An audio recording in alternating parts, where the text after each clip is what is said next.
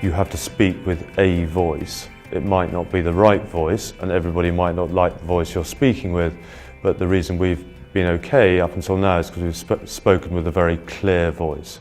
I think the big change for us has been how the brand is expressed to our people, interestingly, the people that work for us, and how we are seen by people that are in the workplace, and that both applies to obviously people that obviously work for us currently or have worked for us historically, but more importantly probably to people that are going to come to work for us. Probably one of the biggest challenges as we grow is trying to maintain the Hickory's DNA.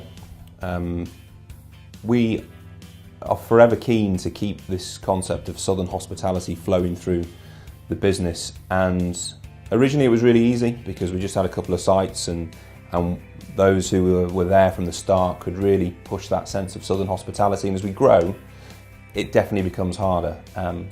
Piper have made us probably stop and think a bit about how we can ensure that that carries on and that flows through all of the team members, and we've got a few different tactics that we're working on. But it's incredibly important. I think if we lost that, then we'd lose the essence of what Hickory's is really about. To spread the DNA of our brand to sort of distributors and stockists, you really have to spend time with them.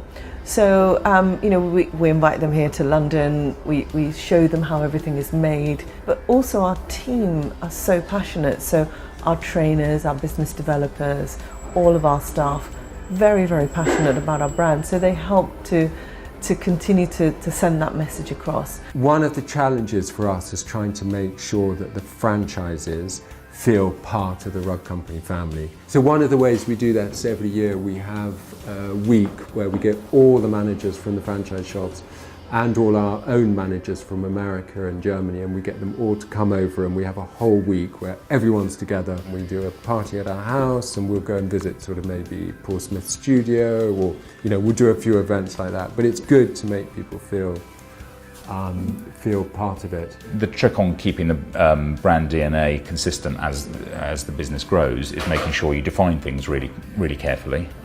Say what the brand is, say what the values of the business are, say where you're heading, what your vision is. If you get the internal culture piece right, then the brand will work as well. It was a culture much more similar to a London advertising agency. You've got to be on it the whole time, you've got to have this kind of curiosity, and you've always got to be thinking about what's the next thing. I think we've got a fantastic business. I think it's the sort of business that people would love to work in, because I think particularly Tim, my partner in crime here, he's now the CEO, and I think he has a particularly good way of motivating people and making sure that people know really what they're trying to do. When we first started, the three of us were very instinctive about the way we were and the way we did it. The technique is actually breaking down what you do instinctively and articulate that in such a way that somebody who doesn't know how to do it understands what they need to do. So at first we were purely organic, and there were a few people in the room, and we said, well, we've just all got to be innocent and behave innocent, and that was enough when there was 5, 6, 7 people. When you get to 20, 30 people, you actually start realising people have different interpretations of what being innocent is,